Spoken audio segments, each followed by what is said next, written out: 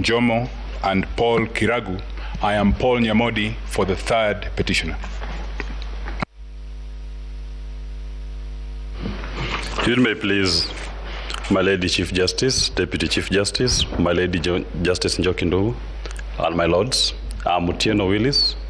I do appear together with Mr. Nelson Osiemo, Ms. Caroline Kituku, Ms. Lea Chanimbanga, and Mr. Victor Oduol for the fourth petitioner.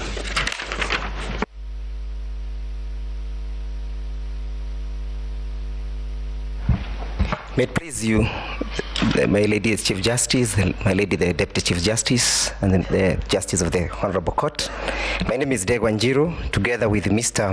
Mituga and Mr. Morara, we appear for the fifth petitioner.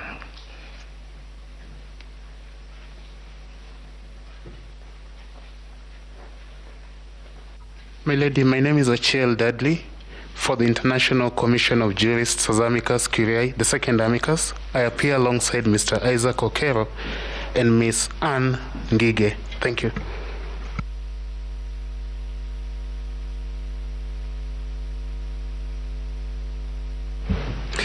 May it please the court, my Lady the Chief Justice, the Deputy Chief Justice, and other judges of the Honorable Court. My name is Kibe Mongai, appearing for the seventh petitioner alongside Ms. Wairimo Keru.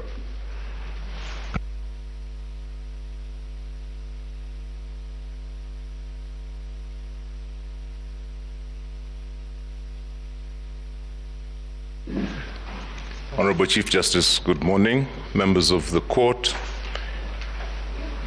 on behalf of the Law Society of Kenya's amicus, my name is Stephen Mwenesi. I am in this matter alongside the President of the Law Society, Mr. Eric Theuri, and we have a team of the Public Interest Litigation Committee guided by Counsel Maura Kabata and Dr. Musau and Dan Oino Kemo and others. I thank you for allowing us to participate.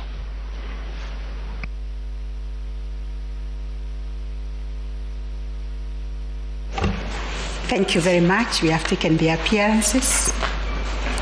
We will straight away go to the petitioner's case.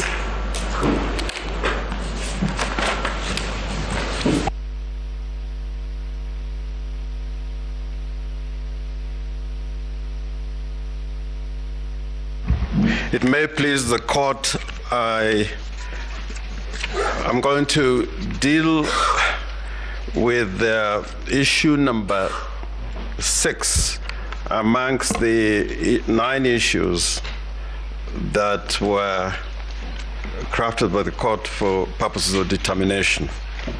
And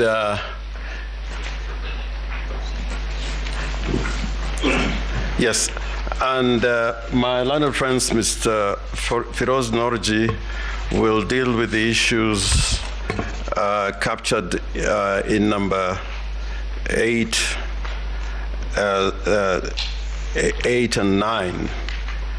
And my learned friend, Mr. Mwangi, will deal with the issue number 6. My learned friend, Mr. Philip Murgor, will deal with the issue number 1, 2, and part of 3. And my learned friend, Ms. Julie Soweto, will deal with the issues 3, 4, 5. I appear together with my colleagues for the first and second petitioners in the consolidated petition.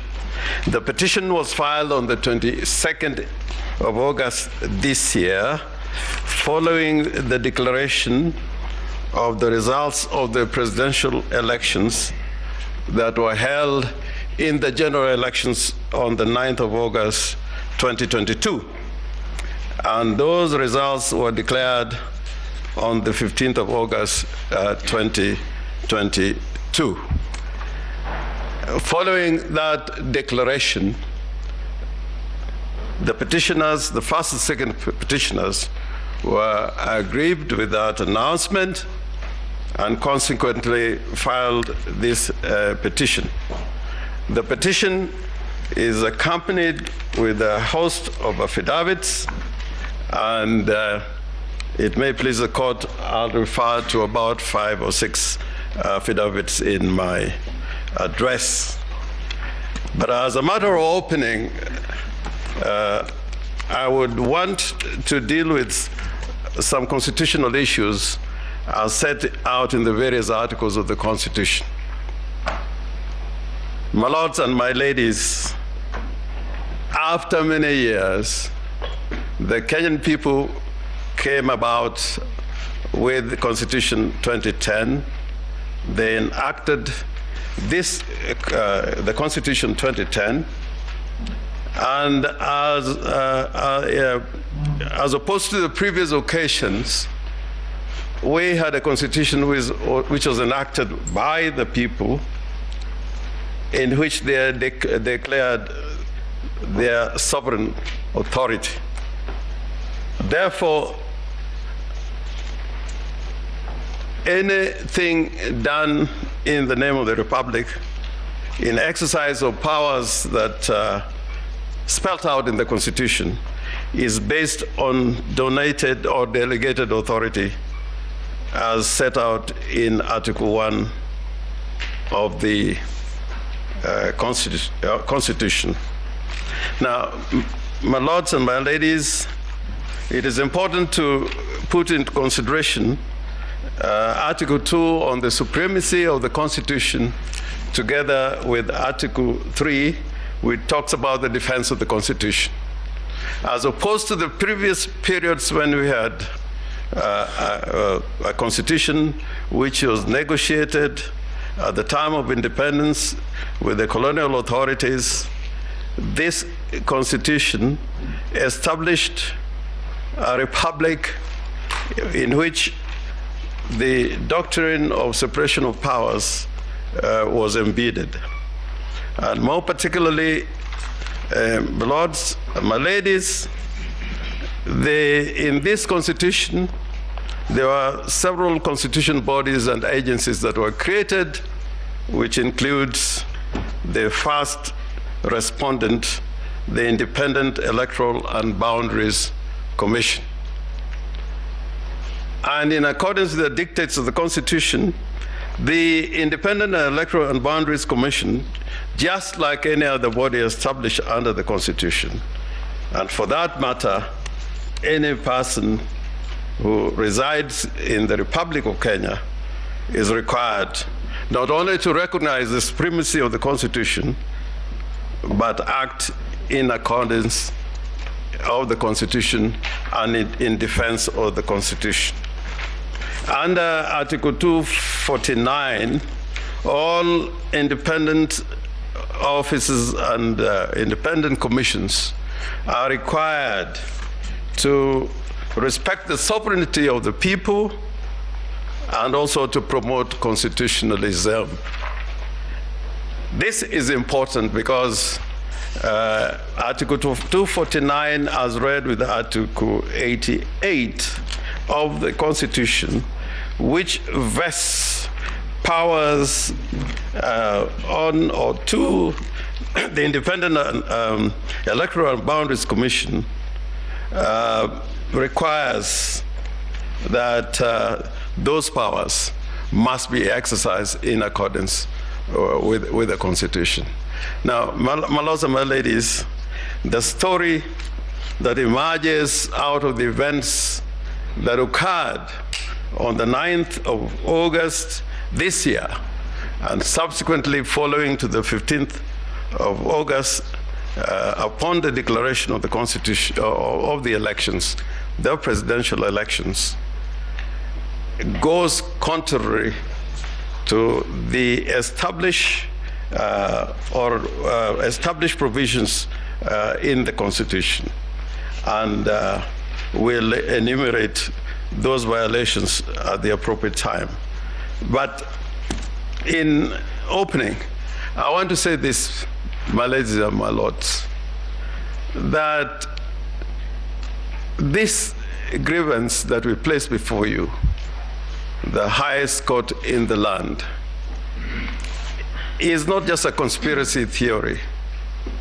It is not just any ordinary event. If you look at the evidence that is placed before you in totality, we invite your Lordship to come to the conclusion that what happened on the 9th of August this year and the subsequent events that followed on the 15th of August mark a pattern of violations against the Constitution in order to undermine the authority of the sovereign will of the people, and in effect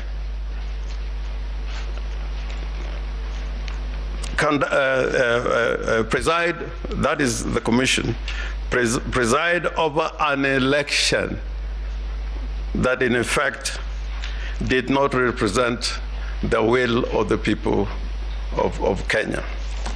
Now, in saying this, my ladies and my lords, you will be taken through a host of evidence borne out in the affidavits that show clearly that the Electoral Commission, just like they did in 2017, did not preside over an election that was in accord with the requirements of the Constitution as laid out in Article 81 of the Constitution. Article 81 of the Constitution requires that an election held in the Republic of Kenya should abide by the general principles set out in that article, and more particularly Article 81 Article 81E, that the elections must be free and fair, and Roman 4, the elections must be transparent, and Roman 5 of that article, that the election should be administered in an impartial, neutral, efficient, accurate, and accountable manner. My lords and my ladies, I want to emphasize the words accurate and accountable manner.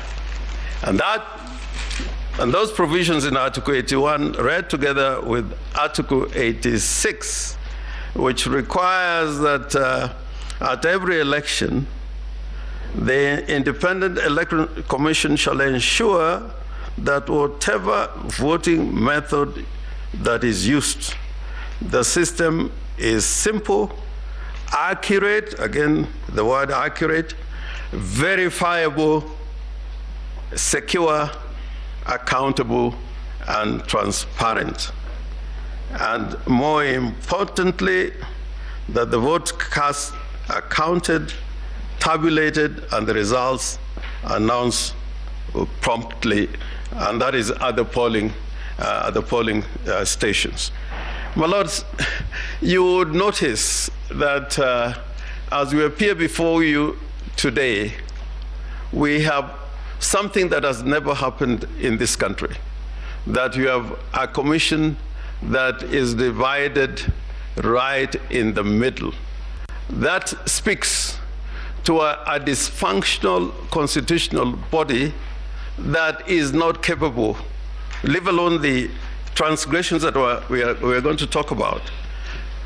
But we are talking about an electoral commission that is dysfunctional and cannot be able to preside over an election that would give it the stamp of legality and legitimacy as spelled out in the Constitution. And I think that is a matter that this court should not disregard. And we'll come to that a little later in our address. Indeed, the Tower of Babel has been brought down by the appearance of two factions within the commission before your lordships and my ladies. And this, in event, has created a situation where no Kenyan can believe that the pronouncement of the first, of the 9th, I think the second respondent, Mr. William Samoei Ruto, as president-elect, came out of circumstances as envisioned in the Constitution of the Republic of Kenya.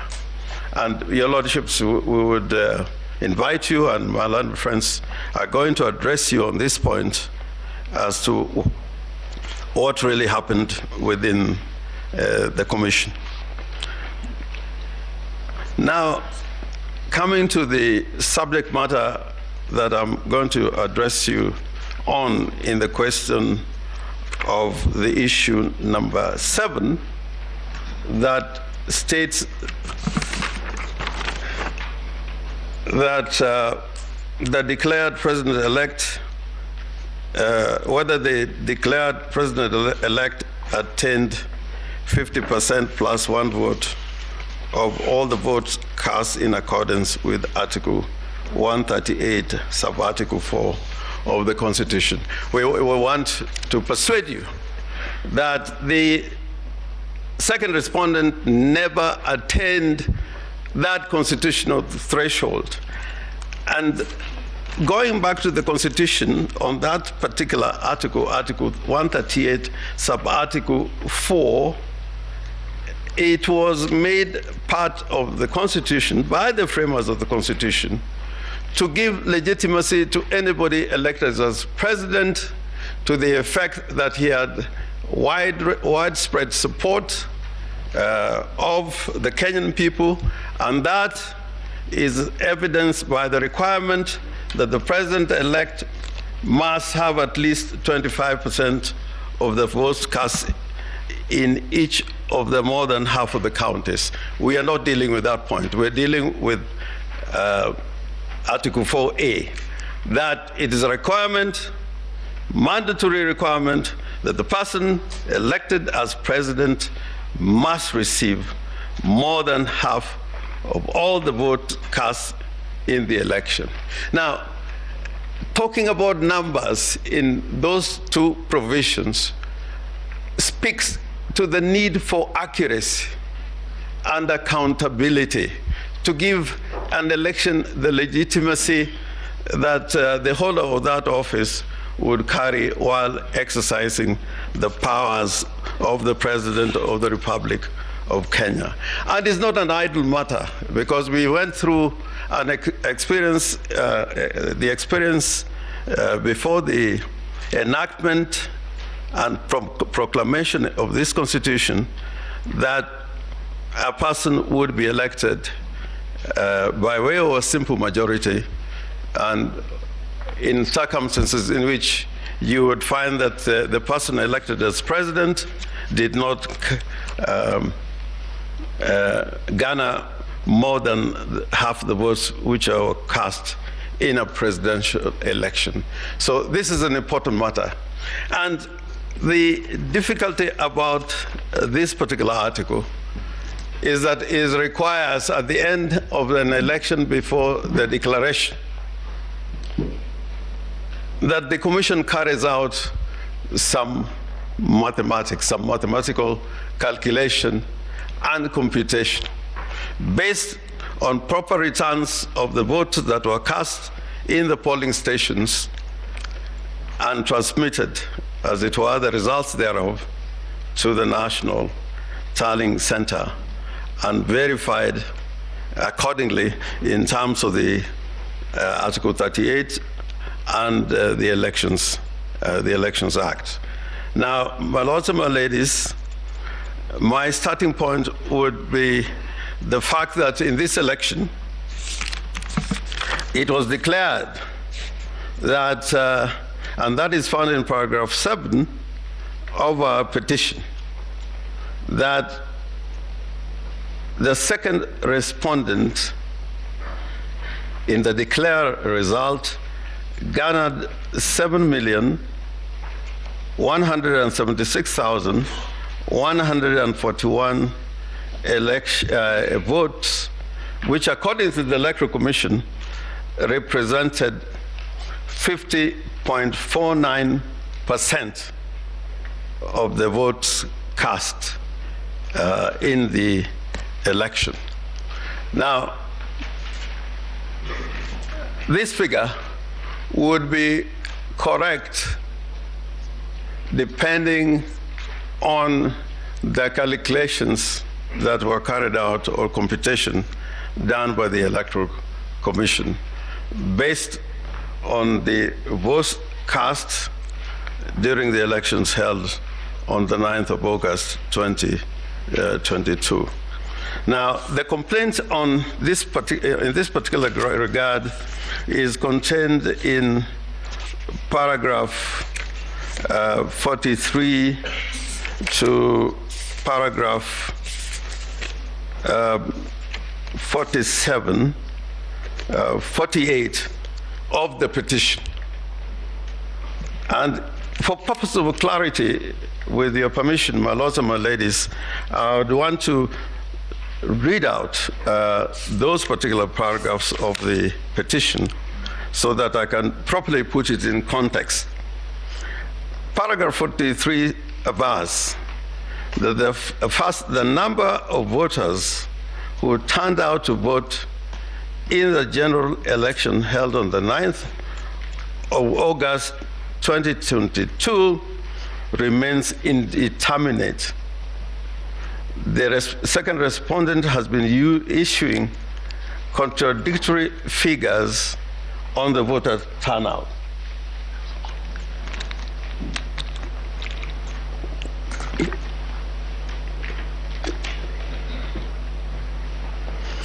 On the 9th of August 2022, on or about 1600 hours, 1 hour before the close of polls, the first respondent reported through various public news media outlets the voter turnout around the country was fairly low and was at an average of 52% of the registered number of voters.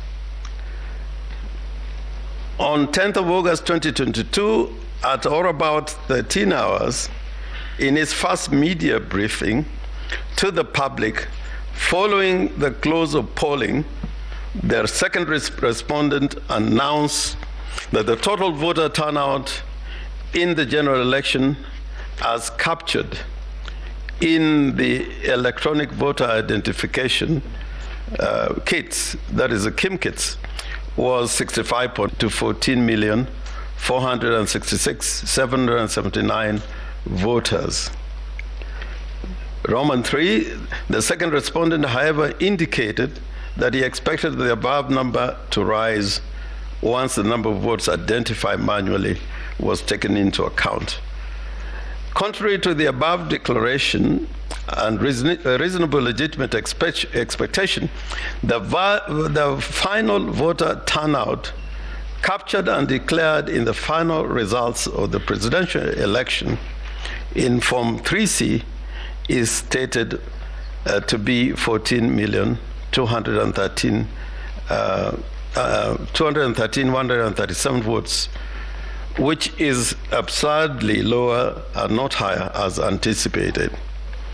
Notwithstanding a computation using addition of the valid votes in figures for the presidential elections, candidates in the aggregate results shows that the total number of valid votes is 14,213,027. Now, my ladies and my lords, the first point that is being made there, that if you look at the results as announced by the Electoral Commission and what is stated in Form C as the turnout of voters, and that is 14,213,137 votes.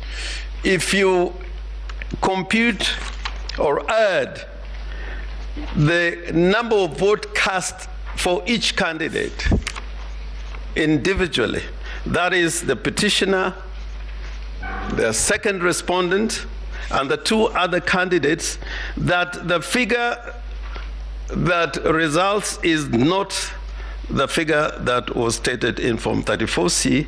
The figure is 14,213,037. That is the first point.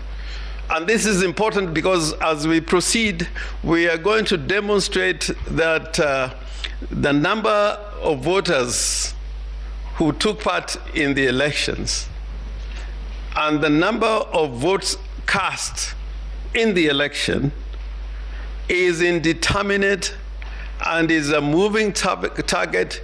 It keeps on shifting. And I invite your lordships and my ladies to look at the results as set out in Form 34C and I equally invite the court to calculate the number of votes garnered by each of the presidential candidates. The figures do not agree at all. And therefore, the first point of reference, as it were, is that the computation of the figure 50 plus 1 was based on a wrong computation of the total votes cast, as it were, and as proclaimed by the chairman of the Independent Elections and Boundaries Commission. Now, this may be a mathematical paradox or even a conundrum. The numbers of voters who turn out to vote as declared by the Independent Electoral and Boundaries Commission should be the same as the number of voters that are declared emanating from the Kim's Kids, because the source of the number of voters that have cast their votes can be garnered in two ways: by looking at the numbers as recorded in the Kim Kits, or at the end of the election exercise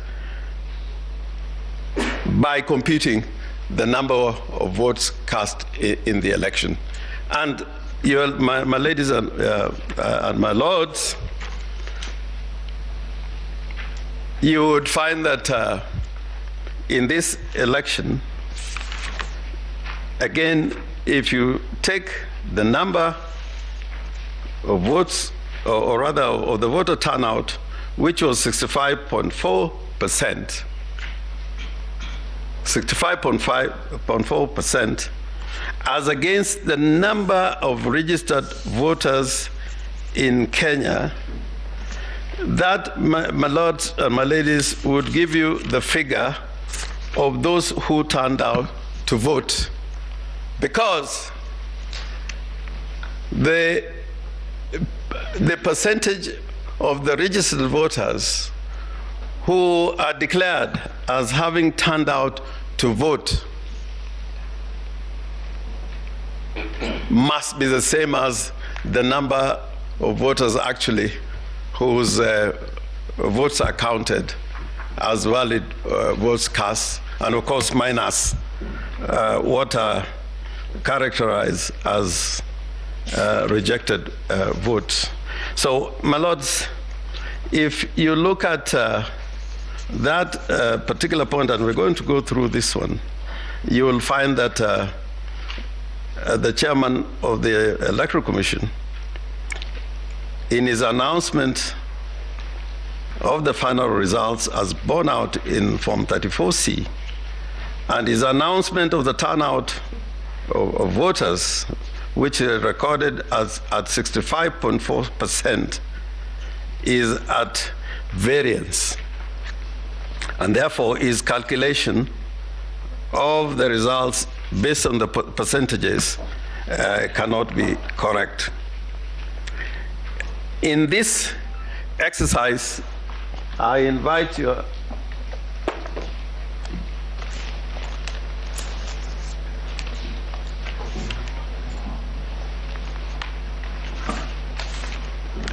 in this exercise, I invite the court to look at the affidavit of one Edgar Ouko Otumba, That affidavit, he swore two affidavits, a supplementary affidavit, and the first affidavit, which he filed on the 22nd of August. And my lords, in that affidavit, he makes the case, and Mr. Otumba has got a doctorate degree in applied statistics from Maseno University, and indeed he did assist this court in the previous petition in 2017. And he talks to the difficulties,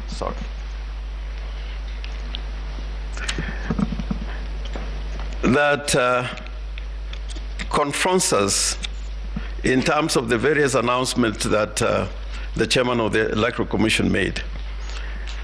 And he states that on the 9th of August 2022, the respondent issued a communique, that is on paragraph 10 of his affidavit, on the day of the election,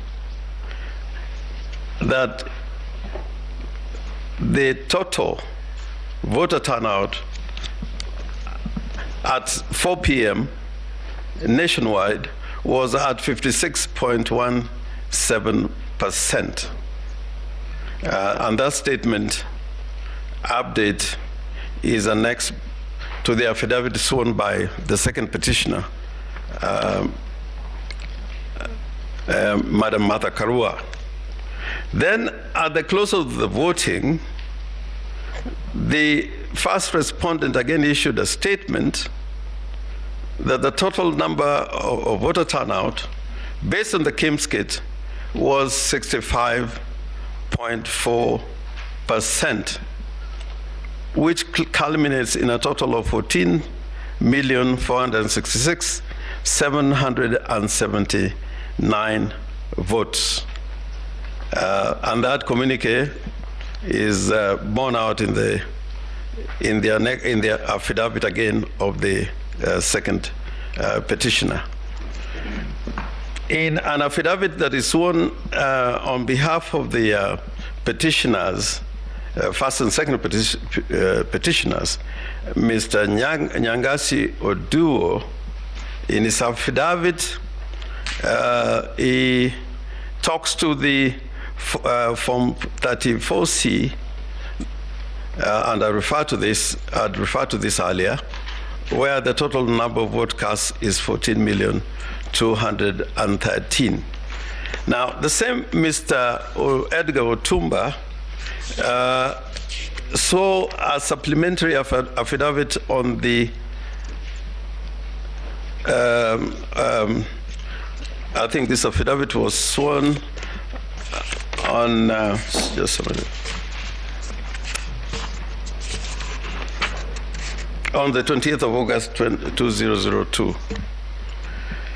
And I invite you, my ladies and your lordships, to look at this affidavit, because it analyzes several scenarios,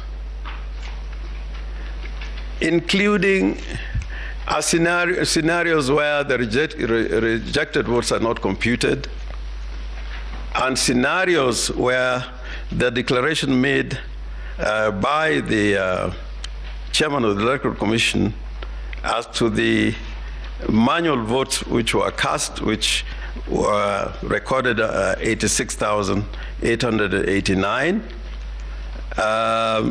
and where those votes recorded as manual votes are computed together with the votes that were transmitted electronically. And then scenarios that would include the constituencies where the votes were declared later, including Ella's constituency. Now, the central point, and I want to make this point again, that the case that we are trying to make out is that if you look at the declaration made by the chairman as to the voter turnout, that will give you, as a percentage of the total number of registered voters, it will give you the number of voters that turned out to vote in the election, as opposed to another way of arriving at the same result, simply counting the number of voters that were recorded to have voted and cast their vote in the election. It is an equation that must agree in a mass submission. If the total number of voters that take part in the election do not agree with the votes that are counted as cast in accordance with Article 138(4), if they don't agree, then it means that the results of that election are not accurate, they're not transparent, and they're not accountable. And therefore, I'm Your Lordship to go through this affidavit of Mr. Edgar Uko Otumba, because he lays out clearly there's several scenarios in which it is quite clear the second respondent, one William Samoei Ruto, could not have garnered 50% plus one of the vote cast in the election. And since all that is in our submissions and is in the two affidavits that are referred to, I invite your ladyship and your lordships to go through, and you find that it is indeed very compelling, the analysis given out by Dr. Edgar Otumba. Now, your ladyship and my lords, I'd also invite you to look at the affidavit of one Celestine Anyango Opio,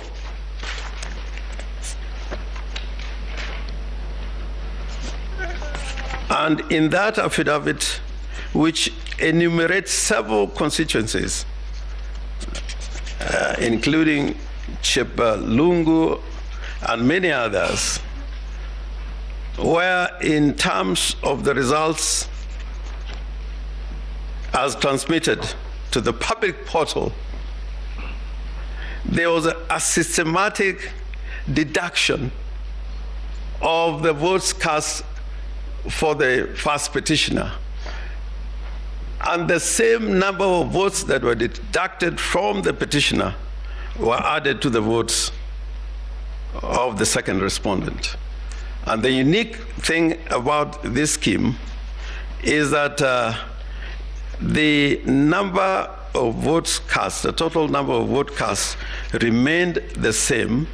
The difference only was to the extent that the same number of votes that was deducted from the petitioner were given to the second respondent. And I leave that, your lordships, to look through when you retire, because the Form 34As in respect of those particular polling stations attached to the affidavit of Celestine Anyango Opio. There is also the affidavit, two affidavits from Arnold Ochieng Oginga, and this is particularly important because it contains discrepancies of the results in several areas, and in voter turnout in Form 334C and the KIMS kit. And all this, my ladies and my lords, taken in totality, would affect the results of the elections. In paragraph 16, up to the end, he goes out analyzing areas where there were discrepancies, and you would notice, my lords and my ladies, that in totality, the discrepancies accounted for votes which are more than 140,000 votes. And in our submission, that has an impact on the result of the elections as declared. And I invite your lordships and my ladies to look at those particular analysis and annexures attached to the affidavit of Arnold Oginga. In the same way, in a further affidavit, Mr. Arnold Oginga carries out an analysis in response to the responses to the petition by the respondents.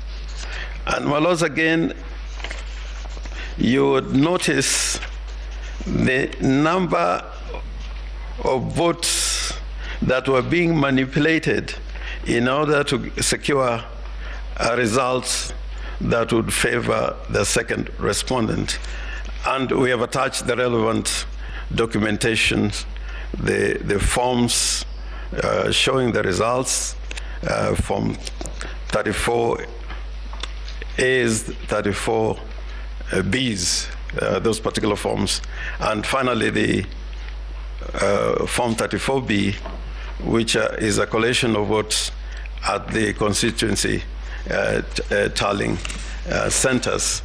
Now, my lords, I would conclude by saying that unlike many elections, this particular election, there was deceit, there was manipulation, and all this was premeditated and made possible by the attack, if I may put it that way, on the IT structure and system of the Electoral Commission. The way that the Commission was able to deal with the forms when uploaded and downloaded, staged, transmitted, deleted, all this in totality, if you look at the case we put before you, my lords and my ladies, set out in the affidavits that I referred to, shows an election that was rigged in favor of the second respondent. And on that basis, my lords, we urge that you nullify the elections on the basis of the fact that the second respondent did not attain more than 50% plus one of the votes cast in the election. I thank you. I now invite Ms. Julie Soweto to deal with the second limb of our submissions.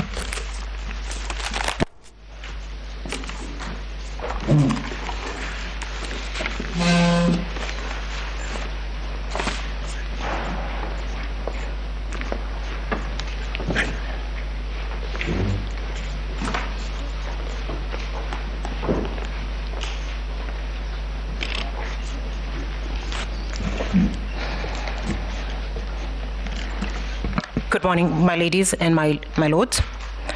I will deal with issue number 3, 4, and 5 as identified by the court, and that is whether there was a difference between Forms 34A uploaded on the IBC portal and the Forms 34A received at the National Tallying Center and Forms 34A issued to the agents at the polling stations.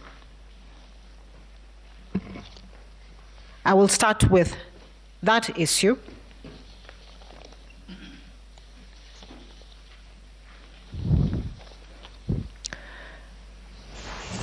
My ladies and my lords, the evidence that we supply for that issue is contained, first of all, the complaint is at paragraphs 81 to 91 of the petition, and the evidence is contained in the affidavits of Celestine Anyango, Arnold Ochieng Oginga, Benjamin Agina,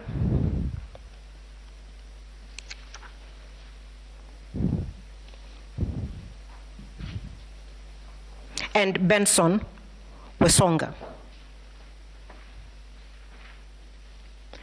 My lady, in Celestine Anyango's affidavit, the complaint is made that in 41 forms from the polling stations that she looked at, the Forms 34A received by the petitioner's agents vis-a-vis the Forms 34A uploaded in the IBC portal and those brought to the tallying center are different. The sampled forms were from Bomet, Kiambu, and Kakamega counties. The evidence is at page 18 to 106 of the affidavit of Celestine Anyango.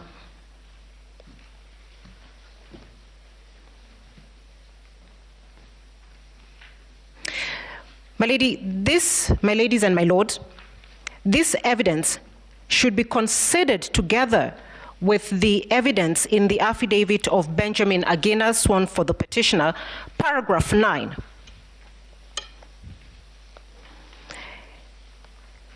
Which deals with the Forms 34A that the IEBC had stated it would procure, and the features in those forms that should have been used in the election.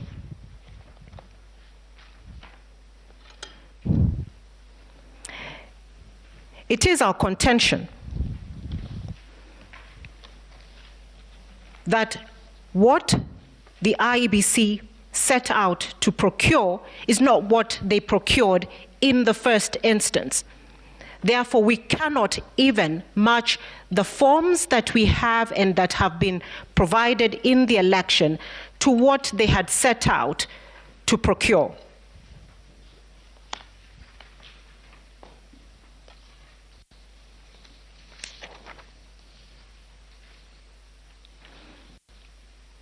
We have stated in paragraph 110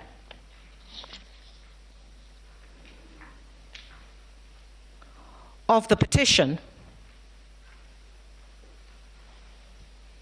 from paragraphs 108 to 110, that the IEBC procured two parallel sets of Forms 34A, marked booklets 1 of 2 and 2 of 2. It was intended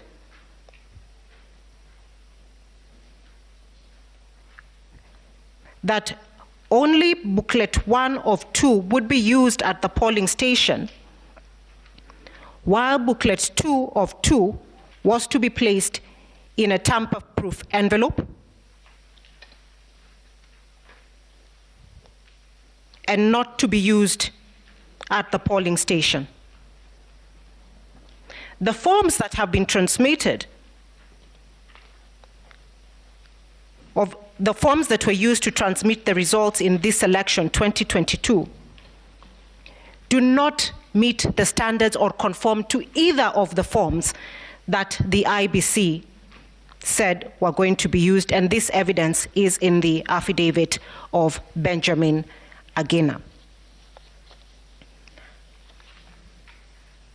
That is the first limb of the evidence that we submit through Celestine Anyango that shows the deliberate mischief in the use of the statutory forms that was set out in the election and which we now complain of. Going now to the evidence provided by Celestine Anyango in the 41 forms, what was observed is that the forms that the agents have and the forms in the portal are the same in all features. They have the same serial numbers. They are embossed using the same stamps. They're signed by the same agent, presiding and deputy presiding officers. However, the figures in the forms have been tampered with and are different with regards to the results for the first petitioner and the results of the first respondent, William Samoei Ruto.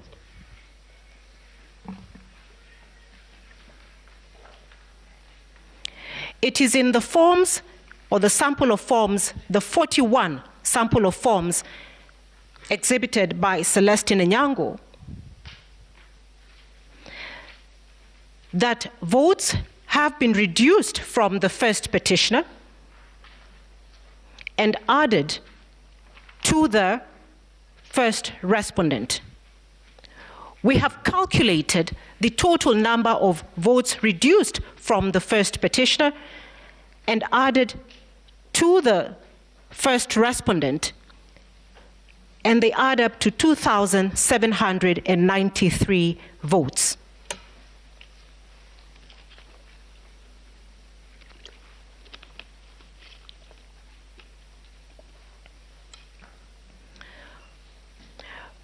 My ladies and my lords, we contend that the figures are important because of the slim margin with which the first respondent won the election or was declared as the winner in the election.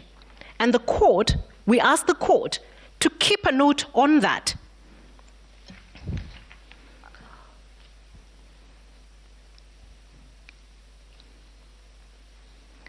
My ladies and my lords, the difference between the result declared to overcome the 50% plus one threshold is 69,000 votes. 0.49%, which is the margin that the first respondent is said to have overcome the constitutional threshold, is the equivalent of 69,000 votes. And therefore, when we look at the results and the numbers that we will show have been tampered with, either reduced or removed from the first petitioner's votes, we will show that those discrepancies affect the outcome of the election or the result of the election.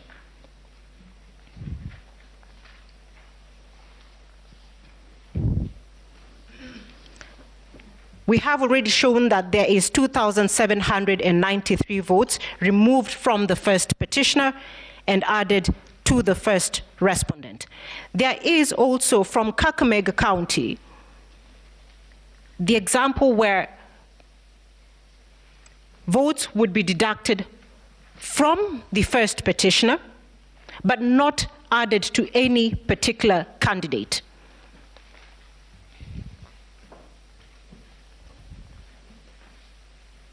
The mischief that is also borne out in our affidavits is that the intention was to ensure that the total number of voters remained exactly the same.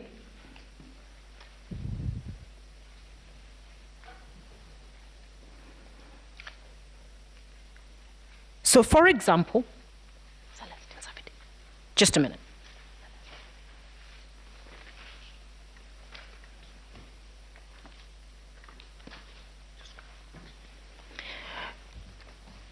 I beg your pardon.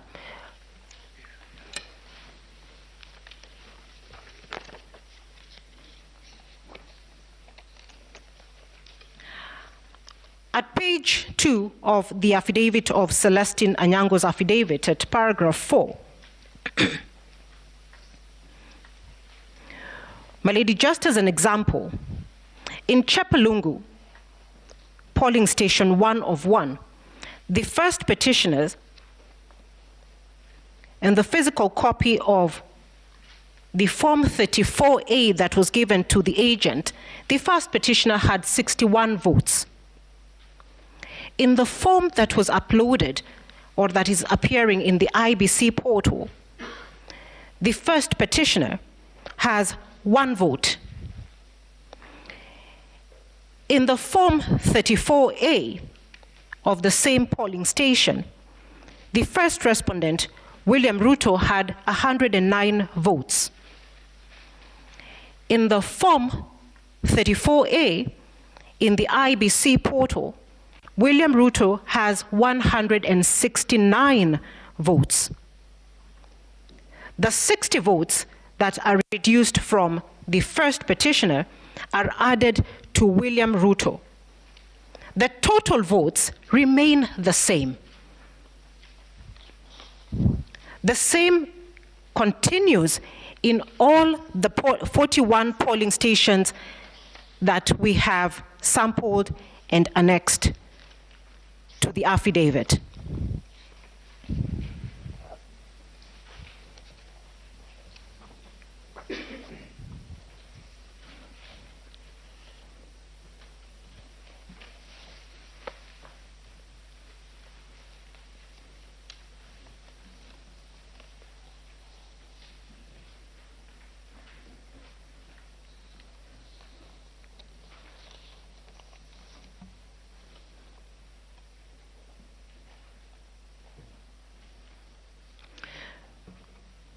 Similar to that issue is the evidence sworn by, in the affidavit sworn by Arnold Oginga at page 4 to 13,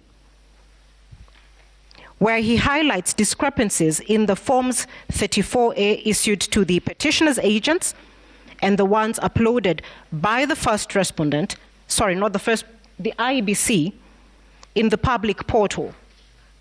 Arnold Oginga sampled polling stations, 25 polling stations in Baringo, 15 polling stations in Nairobi, and he finds the same results as Celestine Onyango, where a total of 1,570 votes are added to the votes of the first respondent, William Samoei Ruto, that are not borne out by the original Forms 34A issued to the agents.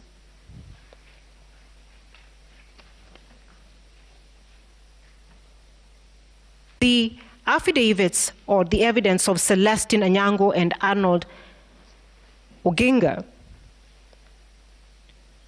we conclude or find that the total number of votes deducted from the first petitioner and added to the first respondent is 4,463 votes.